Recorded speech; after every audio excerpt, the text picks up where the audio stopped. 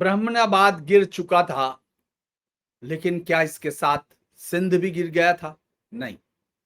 एक राजा मर गया था, एक राजधानी छिन गई थी, एक किला टूट गया था, लेकिन सभ्यता की स्मृति इतनी आसानी से नहीं मरती, सभ्यता का प्रतिरोध इतनी जल्दी खत्म नहीं होता।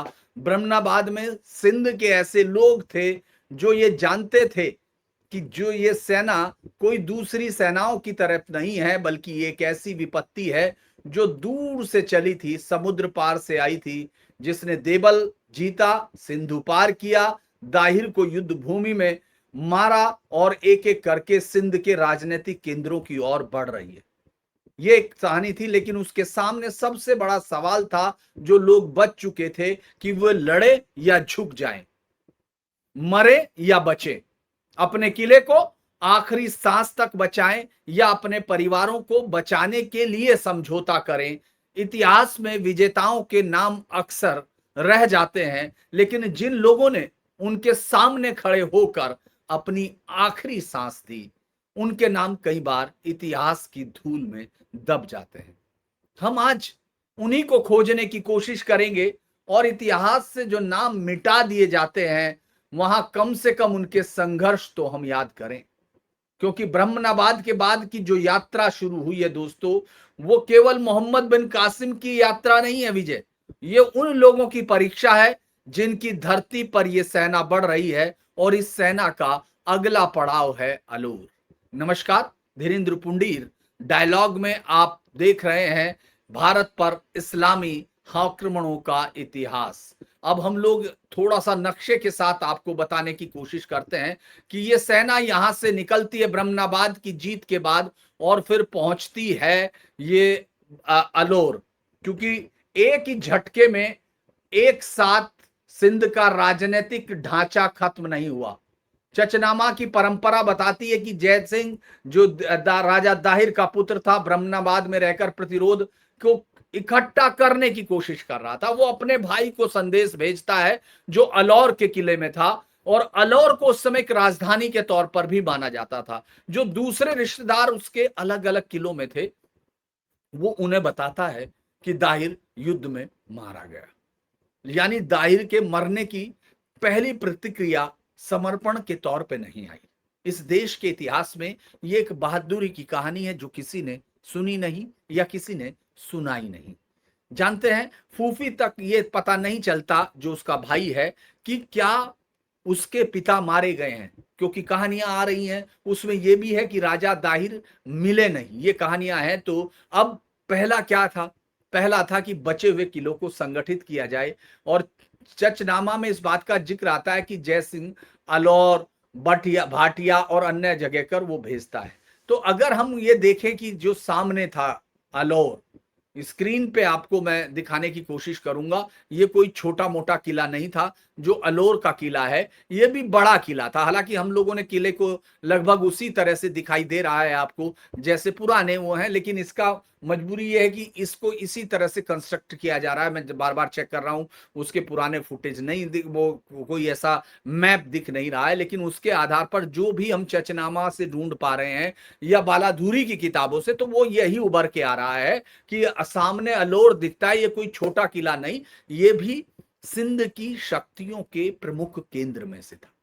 अगर मैं ये कहूं, यहां राजा दाहिर का बेटा फूफी मौजूद था, लेकिन यहां सोर्स का डिफरेंस साफ कि एक महत्वपूर्ण बात, अलौर की कहानी के हमारे स्रोत जो हैं, सोर्सेज जो हैं, एक जैसे नहीं है। चचनामा ट्रेडिशन में कासिम की सेना का दबाव और फूफी का जो विरोध का है स्थिति है, वो नैरेटिव बहुत विस्तृत दिया गया, जबकि बालाधुरी का जो अकाउंट है वो कहता है कि बहुत छोटा और एक सरेंडर की बात करता है। यानी हम एक वर्जन को सही नहीं मान सकते, हम आगे की तरफ आपको दिखा रहे हैं।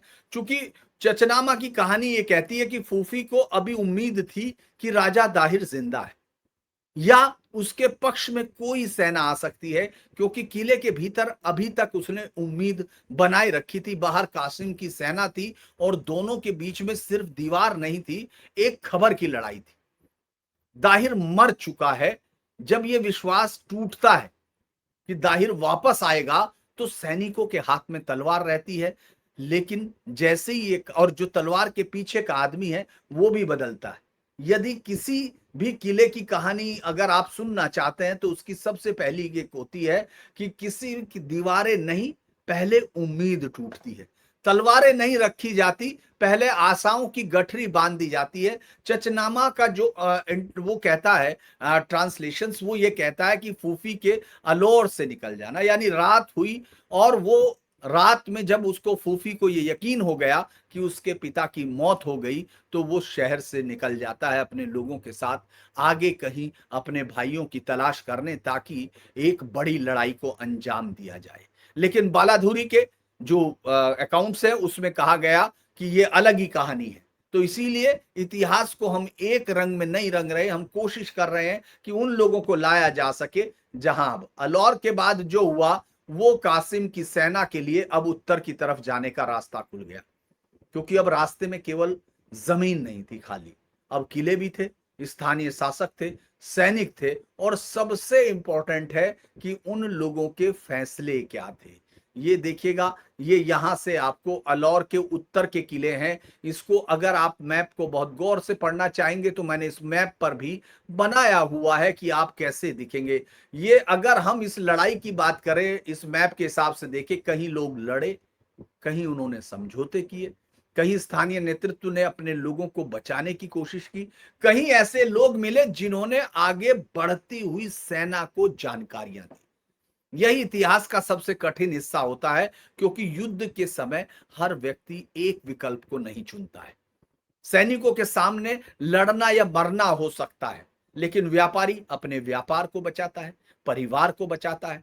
किसान अपनी जमीन बचाना चाहता है, लेकिन अपने बेटों को फौज में भेजता है, और स्थानीय अधिकारी अपनी सत्ता बचाने की कोशिश करते हैं। इसीलिए इतिहास में गद्दारी के आपको अलग अलग रूप दिखेंगे, लेकिन जहां कोई स्रोत किसी आदमी की कहानी बताता है तो उसको छिपाना इतिहास नहीं कहते, और हम लोगों ने वही इतिहास पढ़ा है। दरअसल पहला स्कंदा है जो सबसे पहला आता है, स्कालंदा जो स्कालैंड जो आता है, वहां नैरेटिव में लोगों के बाहर निकल के लड़ने, फिर किले में वापस जाके छुपने, फिर वापस लड़ने, ये 7 दिन तक ये लड़ाई चलती रही। याद रखिएगा एक बात कि 7 दिन कम नहीं होते। 7 दिन किसी सेना के लिए केवल 7 दिन नहीं होते, किले के भीतर बैठे हुए लोगों के लिए इसका मतलब होता है कि हर सुबह यह पता नहीं कि अगली रात वो किले के अंदर होंगे या बाहर कहीं किसी मैदान में एक लावारिस लाश की तरह पड़े होंगे। बालादुरी का या एलियट डाउसन का अगर आप जो ट्रांसलेशन दिखेंगे, वो लड़ाई 7 दिन की बताता है। अब हम आगे चलते हैं, ब्यास रवि, ये आप अगर हम लोग इसको मैप में थोड़ा सा एक और जोड़ लेते हैं तो फिर ये आपको दिखाई देगा। मैंने थोड़ा सा इसका कलर बदला है, ये आपको दिखाई देगा। ये रावी के साथ साथ ब्यास को पार करना है। हम लोग अब दूसरी नदी की तरफ बढ़ रहे हैं, जिसको हमको यहां से इस ब्यास नदी को पार करके आगे निकलना है, और फिर ये एक ऐसे शहर की तरफ बढ़ रही है जो पूरी दुनिया में सोने का शहर कहलाया। क्यों कहलाया ये भी हम आपके साथ अभी बात करेंगे, इसमें बताएंगे कि कासिम की सेना मुल्तान की तरफ बढ़ रही है। रास्ते में सिक्का था, सिक्का कोई बिना लड़ाई के मिलने वाला पड़ाव नहीं था। यहां भी सिक्का में बजहारा, जो अलग अलग नाम आते हैं, बजरा वहां जो योग कर रहा था, यहां प्रतिरोध लंबा हुआ। यहां 17 दिन तक एक फियर्स कन्फ्लिक्ट की बात है, यानी खूनी संघर्ष है। हर दिन अरब सेना आगे बढ़ती थी, किले के लोग बाहर निकलते थे, फिर लड़ाई होती थी, फिर लोग वापस किले में जाते थे। 17 दिन, ये संख्या आपको इसलिए छोटी लग रही है क्योंकि आप उस लड़ाई में शामिल नहीं थे, आपकी गर्दन पर तलवार नहीं थी, आपके बच्चे उन वहशियों दरिंदों के सामने नहीं थे, इसीलिए आप उसको दिन से काउंट कर रहे हैं। मैं उसको हर पल हर मिनट और उसको महसूस करने की कोशिश कर रहा हूं कि 8वीं शताब्दी के 17 दिन के वारफेयर का क्या मतलब होता है। लगातार थकान, रसद की परीक्षा, और आखिर में मृत्यु। ये है। फिर आगे की तरफ, आखिरकार हम आगे की तरफ चलते हैं तो फिर वो शहर आता है जो सपनों का शहर है। सिक्का के बाद जो शहर सामने दिख रहा था, ये वो शहर था जिसके लिए अरबों ने अपने युद्ध को शुरुआत की थी, जिसके लिए सिंध की जो ताकत या जिंद का जो सोना था, जिसकी कहानियां लगातार जिस दिन से इस्लाम पैदा हुआ था उस दिन से उसको लूटने के ख्वाबों में खड़ा हुआ, वो सब वो शहर था। क्योंकि उसकी चर्चा केवल राजनीतिक सत्ता के तौर पर नहीं थी, उसके भीतर एक ऐसा धार्मिक केंद्र था जिसकी प्रतिष्ठा बहुत दूर तक थी। हिंदुस्तान के उस कोने से लेकर हिंदुस्तान के इस कोने तक मुल्तान का वो सूर्य मंदिर पूरे देश में एक था। अगर हम इसको देखें, मैं आपको एक और स्रोत के साथ बताऊंगा कि ये सिर्फ कोई कहने की बात नहीं थी, ये एक बड़ा ही दिलचस्प था। मैं ग्राफिक्स आपको दिखाऊंगा। मैं 1 मिनट मुझे दीजिए। ये अद्भुत सूर्य मंदिर था जिसकी कहानियां दुनिया ने सुनी, दुनिया ने देखी। पहले तो हम ये देखते हैं कि ये शहर बाहर से कैसा दिखता था, हम इसको देखते हैं। ये देखिएगा मुल्तान का ये पूरा का पूरा घेरा ये उसी तरह बनाया, लेकिन कलर में है। लगभग यहाँ 2 महीने तक चला, लेकिन ये इतिहास के सबसे उसमें है।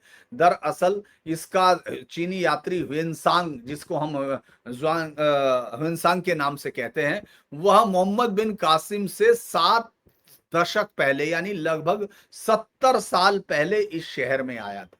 वो 70 साल पहले आया था। उसने इस शहर को कैसा देखा था, ये मैं आपको उस मंदिर की कहानी दिखाना चाहता हूं। ये वो मंदिर है जो उसने देखा था, मुल्तान का सूर्य मंदिर। और इसकी कहानी इतिहास में उसने कैसे कही, ये लिखा हुआ स्ट्रक्चर है, कोई कहानी नहीं है, ना किसी से सुनी गई कहानी है। अगर मैं ये कहूं कि जब ये मोहम्मद बिन कासिम से 72 साल पहले आया, तो इसको मूल स्थान पस्त्रपुरा कहा जाता था, यानी भगवान शिव का, भगवान सूर्य का मूल स्थान। वेनसांग ने जो लिखा वो आप सुनिएगा। There is a temple dedicated to the sun, very magnificent and profusely decorated, यानी सूर्य को समर्पित एक बेहद खूबसूरत, भव्य और अलंकृत मंदिर है। वो लिखता है कि जो भगवान सूर्य की मूर्ति है वो पीले सोने से बनी थी और उस पर दुर्लभ रत्न लगे हुए थे। ये एक यात्री लिख रहा है जो बाहर से आया और जिसने दुनिया देख ली है, कोई हवा में आया हुआ यात्री नहीं। उसने ये भी लिखा कि महिलाएं वहां संगीत बजाती थी, दीप जलाती थी, फूल और सुगंधित पदार्थ अर्पित किए जाते थे। भारत भर के राजा और उच्च परिवार उस देवता को रत्न और बहुमूल्य पत्थर चढ़ाने आते थे। ये केवल पूजा का स्थान नहीं था। वेनसांग लिखता है कि वहां गरीब और बीमार लोगों के लिए भोजन, पेय और औषधि उपलब्ध कराई जाती थी। यानी जो मंदिर इकोनॉमी की बात की जाती है, वो वहां से अगर आपको लिखेगा वो दिखता है। दूर दूर के लोग यहाँ प्रार्थना करने आते थे। और वेनसांग ने कहा, उसी के शब्द हैं, कि हमेशा कई हजार लोग मौजूद रहते थे। मंदिर के चारों ओर जलाशय और फूलों से भरे उपवन थे। ये पूरा वर्णन वेनसांग के ट्रांसलेटेड अकाउंट में मिलता है, आप इसको जाकर पढ़ सकते हैं। एक बात बिल्कुल ध्यान रखिए, क्योंकि मैं ह्वेनसांग का देख रहा था, ह्वेनसांग ने प्रतिमा खड़ी थी या नहीं, लेकिन प्रतिमा की मूर्ति बाद में अल इस्कानी के उसमें आई है, तो इसीलिए हम दोनों का कोई सोर्स आपको नहीं बता सकते। अल इस्कानी ने कहा कि बैठी हुई मूर्ति थी। ये आपको सोने का कक्ष दिख रहा है, इसके अंदर पूरी की पूरी ये मूर्ति के बारे में क्या क्या था, ये पूरा डिटेल इसमें है, आप इसको सुनेंगे। लेकिन अब घेराबंदी चल रही है। अब घेराबंदी चल रही है, कोई एक दिन की लड़ाई नहीं, क्योंकि ये कोई छोटा मोटा शहर नहीं था दोस्तों। ये तो मुल्तान था, मूल प्रस्थ स्थान। इसको आसानी से आप जीत नहीं सकते थे। ये हम लोग इसके लिए 2 महीने का ये जो है घेराबंदी है। अब ये इसको हारा कैसे, ये देखिएगा कहानियां। मैं फिर ये कहता हूं कि कभी भी हिंदुस्तान को बाहर से हराने वाले बहुत कम लोग मिले हैं। इसलिए नहीं कि हम लोग कोई किसी अतिशय विश्वास में जिंदा है, इसलिए कि आज भी आप ये जानते हैं और देखते हैं कि हम कहाँ खड़े हैं। हम सृजन करने वाली सभ्यता है, विनाश से हम लोग हमेशा बचते। संकट दरअसल केवल अब ये जो 2 महीने की घेराबंदी है, इस घेराबंदी को अगर हम चचनामा देखें या कोई भी दे, दोनों एक दूसरे की मनोबल को तोड़ने की कोशिश कर रहे हैं। बाहर वाले अंदर का और अंदर वाले बाहर का। ये चचनामा में आपको और विस्तार से दिखता है, लेकिन मैं इसको थोड़ा सा छोटा करता हूं, क्योंकि इस बार संकट किले के बाहर भी है। कासिम की सेना के पास उस तरह की रसद नहीं है। बालाधुरी का अकाउंट बताता है कि जब रसद खत्म हो गई तो सैनिकों को गधे तक खाए उन्होंने। वो गधे तक खाते रहे, और जब वो टूटने वाले थे, तब मुल्तान की कहानी में एक आदमी की एंट्री होती है। और वो आदमी दोस्तों, एक आदमी, इतिहास ने उसको सिर्फ इतना ही लिखा है, वो बाहर आया और अपने लिए उसने अमन मांगा। और उसने कहा एक जानकारी कि ये लीजिए, और उसने इस पूरे युद्ध का इतिहास बदल दिया। और युद्ध का इतिहास सिर्फ एक जगह का नहीं बदला दोस्तों, कई बार एक इनसिग्निफिकेंट आदमी इतिहास के दरवाजों पर इतना ज्यादा सिग्निफिकेंस छोड़ जाता है और गुम हो जाता है। ये वो आदमी है जो गुम हो गया, लेकिन आज तक उसका किया इस नस्लें भुगत रही है। ये पूरा का पूरा दुनिया का मैप बदला, तो उस एक आदमी का जिसके बारे में हम कुछ नहीं जानते, कि सिर्फ इतना याद है कि एक आदमी। बालाधुरी बताता है कि उस आदमी ने आके बताया कि शहर को पीने का पानी कहां से मिलता है।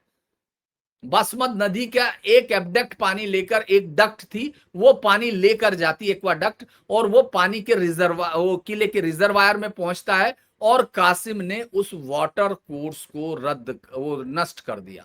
ये समझिएगा, ये पूरा का पूरा इलाका है, यहां से पूरी फौज लड़ रही थी, ये पानी का है, और इसके लिए एक जगह से पानी जाता है। ये बात उसने सबसे पहले बालाधुरी के उसमें है कि उसने बता दिया। और उसके बाद से फिर वो आदमी जो है वो पूरा का पूरा नष्ट कर दिया, माफ कीजिएगा, और कासिम ने। और बालाधुरी उसको ऐसे लिखता है, 2 महीने तक जिस मतलब वो आदमी बाहर आया, 2 महीने से जिस शहर ने सेना को रोके रखा था, उसकी सबसे बड़ी ताकत पानी थी, और वही पानी उसकी सबसे बड़ी कमजोरी में बदल दिया बिन कासिम ने, सिर्फ एक गद्दार से। गद्दार बहुत सारे ऐसे होंगे, मैं आपको, अगर हम लोग अलग अलग सोर्स की बात करें, तो उसने ये कहा है कि बालाधुरी ने कि ये पानी को, वाटर कोर्स को डिस्टर्ब कर दिया।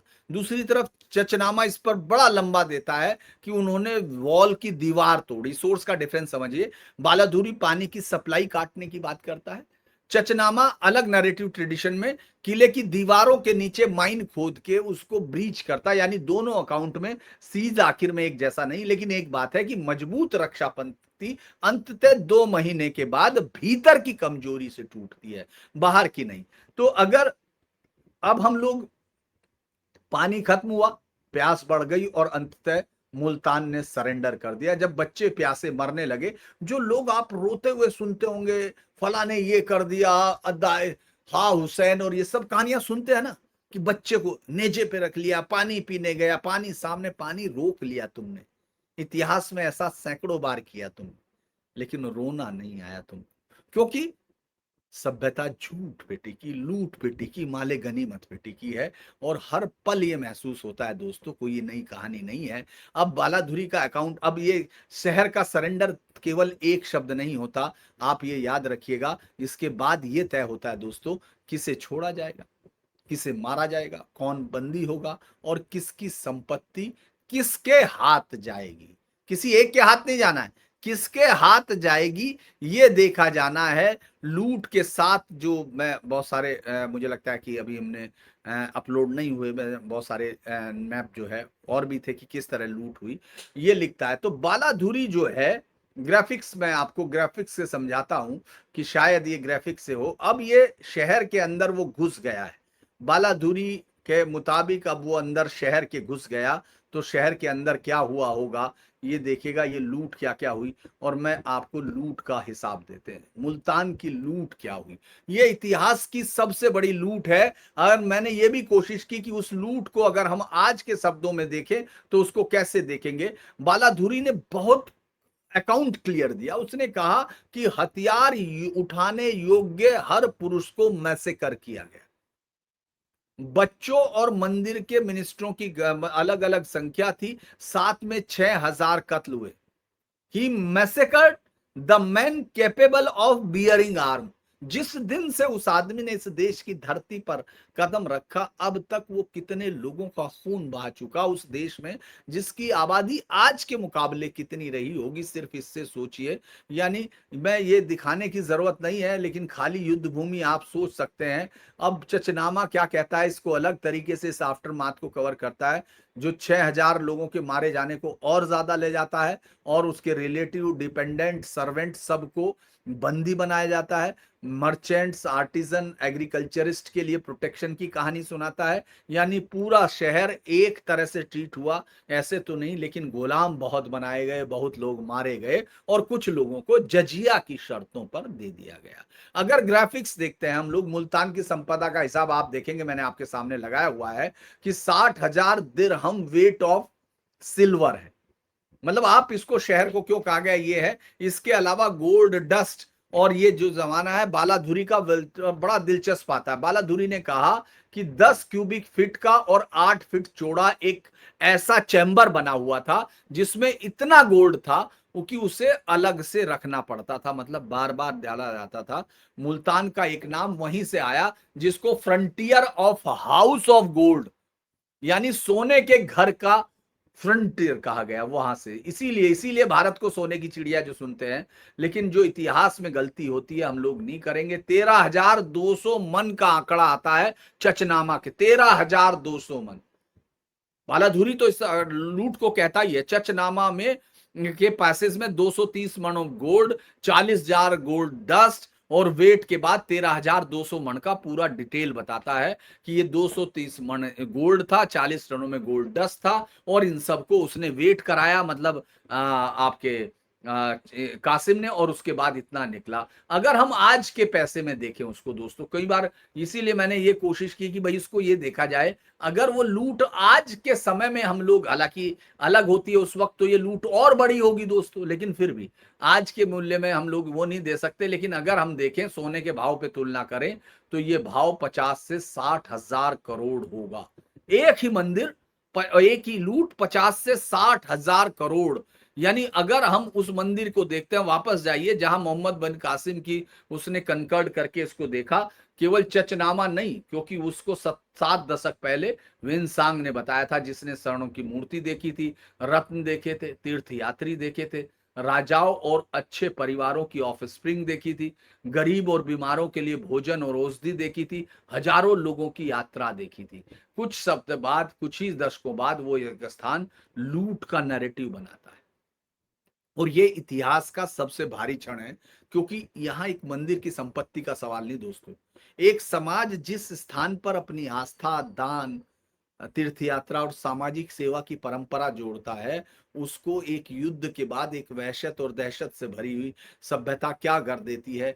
कौन लड़ा, कौन झुकाया, हम किसी को ये नहीं बता सकते, लेकिन ये जरूर है किसी ने लड़ाई की, किसी ने किले में रह के प्रतिरोध किया, किसी ने समझौता किया, किसी ने अपने लोगों को बचाया, लेकिन गद्दारी के साथ। और मुल्तान में तो एक आदमी ने पानी का रास्ता बता दिया। बालाधुरी उसका नाम नहीं बताता, इसलिए हम लोग उसका नाम नहीं खोज पाते। इतिहास में उसका अनाम है, और यही वो जगह है जहां हमको ये समझना होगा कि मेडिवल की जो वारफेयर है उसमें कत्ल करना, उनको नष्ट करना कितना आसान था, उसके बारे में मैं अलग अलग सोर्स आपको बता चुका, क्योंकि क्लियर कट है। इसलिए जहां सोर्स कैप्टिविटी कहता है, हम वहां कैप्टिविटी कह रहे हैं। बहुत ज्यादा डिपेंडेंट सर्वेंट्स, वाइफ्स और चिल्ड्रंस की कैप्टिविटी की कहानियां आती हैं।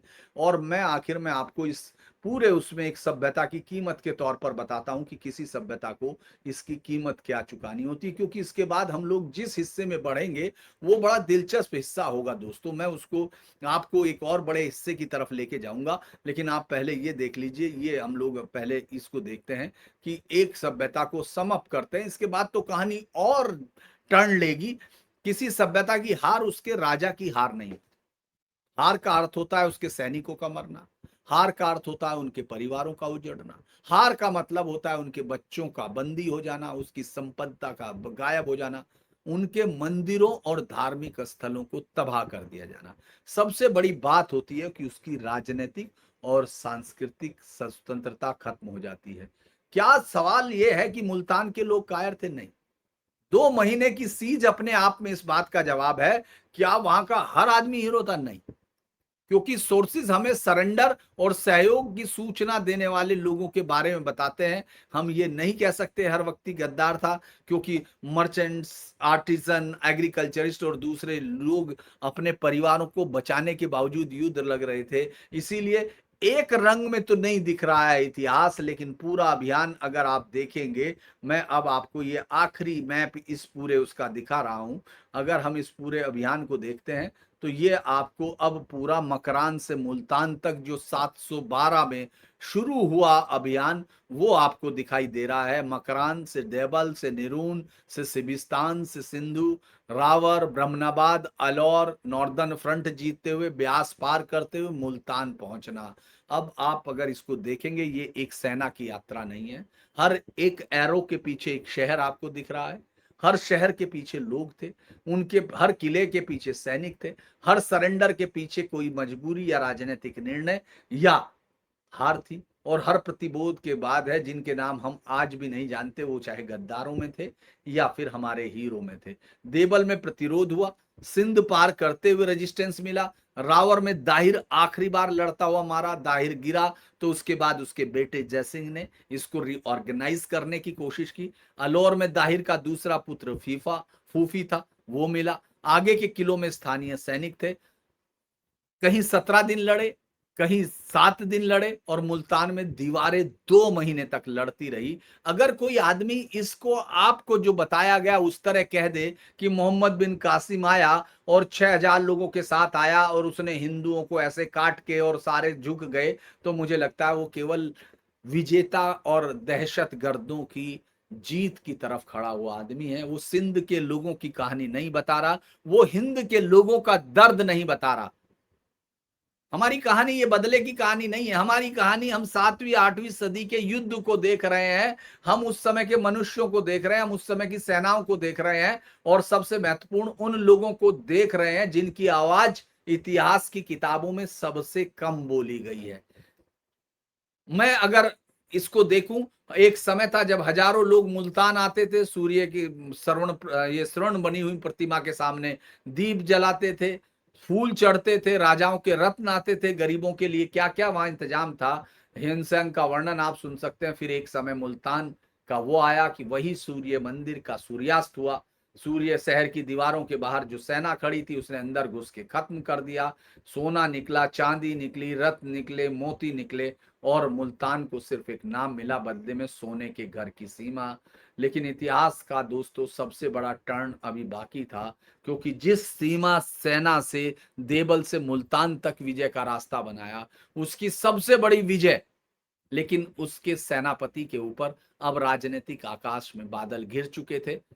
हज्जाज ने, जिस आदमी ने इस अभियान को शुरू कराया था, हज्जाज इब्न यूसुफ, उसकी मौत होने वाली थी, और दमास्क यानी सीरिया में पूरा का पूरा समीकरण बदलने वाला था। बालाधुरी के अकाउंट में तो हज्जाज की मृत्यु के बाद मोहम्मद बिन कासिम के मुल्तान लौटने का उल्लेख है, यानी मुल्तान जीत लिया गया, सिंध का बड़ा हिस्सा उसके नियंत्रण में आया, खजाना खलीफा तक पहुंच चुका। लेकिन जिस आदमी की तलवार ने यह साम्राज्य बढ़ाया था, अब उसकी किस्मत उस तलवार के नीचे आनी थी। अब फैसला दमिश्क में होगा, दमिश्क में सत्ता का खेल क्या रहा, मोहम्मद बिन कासिम का अंत कैसे हुआ, इसको लेकर कैसे अलग अलग कहानियां हैं, कैसे उसको गाय की खाल में सिल कर वापस भेजा गया, इसके लिए अलग कहानी है। लेकिन मैं आपको ये बताऊं कि असली कहानी जो बालाधुरी के सोर्स में है वो भी हम आपको सुनाएंगे, और साथ में बताएंगे कि इतिहास के इस पन्ने को किस तरह से हो। लेकिन एक सवाल आपके जहन में आ रहा होगा, जो मेरे जहन में आया था, जो मैंने तैयार किया है अगले के लिए या उससे अगले के लिए, कि आखिरकार उस समय हिंदुस्तान में क्या चल रहा था। क्योंकि सिंध गिर रहा है, सिंध लड़ रहा है, और सिंध में यात्री आते हैं, तो बाकी देश में इसका पता नहीं चल रहा।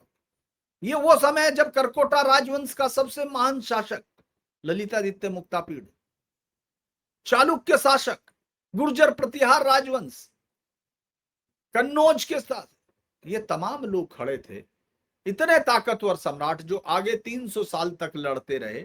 लेकिन दोस्तों कोई आगे नहीं आया, किसी को नहीं लगा कि ये सिंध के अंदर जो एक सभ्यता का कैंसर है वो घुस चुका है। इस पर फिर बात करेंगे, लेकिन आज एक सभ्यता की कहानी में इतना ही। लेकिन मुझे थोड़ा सा अफसोस है कि मैं इतने सोर्स ढूंढ के, हालांकि आपको अब आजकल इसके बने बनाए वर्जन भी मिल रहे होंगे, तो मुझे मालूम नहीं आपको वो पसंद आई या आपको इसमें रुचि नहीं है, क्योंकि पॉलिटिकल स्टोरी इस पर भी चल रही है। जो मैं जनरली इंटरव्यूज पे डाल रहा हूँ वो इस पर देखे जा रहे हैं, लेकिन ये इतिहास की सबसे दर्दनाक कहानी जिसमें हम लोग उन खोए हुए नायकों को खोजने की कोशिश कर रहे हैं। और ये कहानियां हर बार आप में से बहुत सारे लोगों ने लिखा है कि साहब आप इतना ज्यादा दर्द वाला बता रहे हो कि इसको लोग देख नहीं रहे हैं। तो फिर दोस्तों आप आगे की कहानियां तो मत सुनिएगा, मत देखिएगा, क्योंकि ये ट्वीट का काम नहीं है। ये एक वीडियो सीरियल देखने की बात नहीं है, ये उस सभ्यता में वहां खड़े होना है जिसको एक वुंडेड सिविलाइजेशन के तौर पर वीएस नायपाल बताता है। ये उस सभ्यता की कहानी है जिसके इतिहास को उसके बच्चों ने बाद में किताब से फाड़ के फेंक दिया। तो आज के लिए इतना ही। अगर आपको पसंद आए, मैं यही कहूंगा, अब इससे ज्यादा कुछ नहीं कहूंगा क्योंकि ये चल नहीं रहा है, तो मैं ज्यादा नहीं कह सकता हूं, लेकिन फिर भी जो लोग देखते हैं अगर वही शेयर करें तो मुझे इसके थोड़ा मदद मिलेगी। क्योंकि मैंने एक बड़ा प्रोजेक्ट भी सोचा था, लेकिन अभी तो आर्थिक संभावनाएं नहीं है उसकी। लेकिन एक बड़ा प्रोजेक्ट इतिहास के अंदर तक जाकर इस तरह लाना ताकि लोग समझ सकें कि क्या हुआ था। तो अभी तक के लिए इतना ही। नमस्कार।